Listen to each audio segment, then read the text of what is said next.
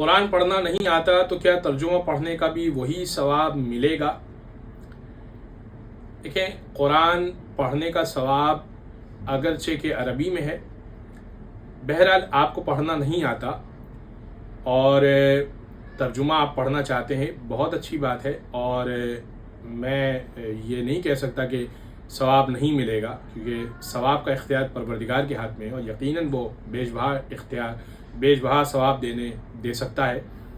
इसमें आपको मैं एक तरीका और बयान कर सकता हूँ जिसमें आपको बहुत आसानी हो जाएगी।